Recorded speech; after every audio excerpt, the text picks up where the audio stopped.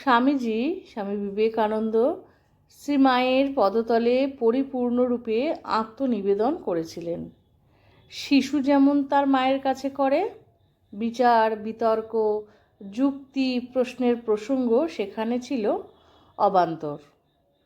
শ্রীমায়ের একটি উক্তি থেকে জানা যায়, একদা স্বামীজি বেদান্ত বিচারের প্রাবল্যে শ্রীমাকে বলেছিলেন, মা, আমার আজকাল সব উড়ে যাচ্ছে, সব দেখছি উড়ে যায়।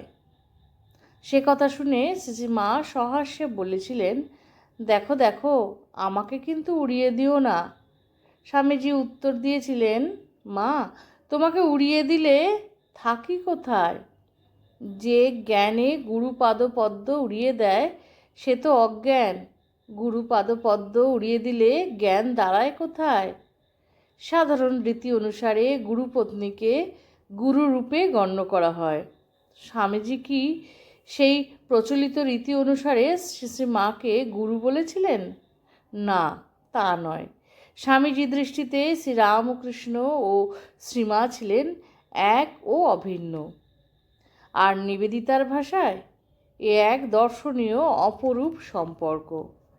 এই হলো ঠাকুর মার ভালোবাসা ও সম্পর্ক, আমাদের উপর স্নেহ, আর সারা পৃথিবীর ইতিহাসে এক মূল্যবান আধ্যাত্মিকতা। একদিন মা বেলা প্রায় 10টা নাগাদ বারান্দায় রৌদ্রে বসিয়া তেল মাখিতেছেন। ওই সময় একটি মহিলা উঠান ঝাঁট দিয়া ঝাঁটাটি ছুঁড়িয়া একদিকে ফেলিয়া রাখিলেন। মা তাহা দেখিয়া বলিতেছেন, ও কি গো, কাজটি হয়ে গেল আর অমনি অশ্রদ্ধা করে ওটি ছুঁড়ে দিলে? ছুঁড়ে রাখতেও যতক্ষণ আর আস্তে ধীরে রাখতেও ততক্ষণ।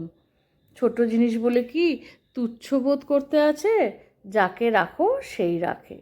আবার তো ওটি দরকার হবে মা, তাছাড়া এই সংসারে ওটিও তো একটি অঙ্গ। সেদিক দিয়ে তো ওর একটা মান্যি আছে। যার যা মান্যি তাকে সেটা দিতে হয়। ঝাঁটাটিকেও মান্যি করে রাখতে হয়, সামান্য কাজটিও শ্রদ্ধার সহিত করতে হয়। মার শিক্ষা ছিল এমনই।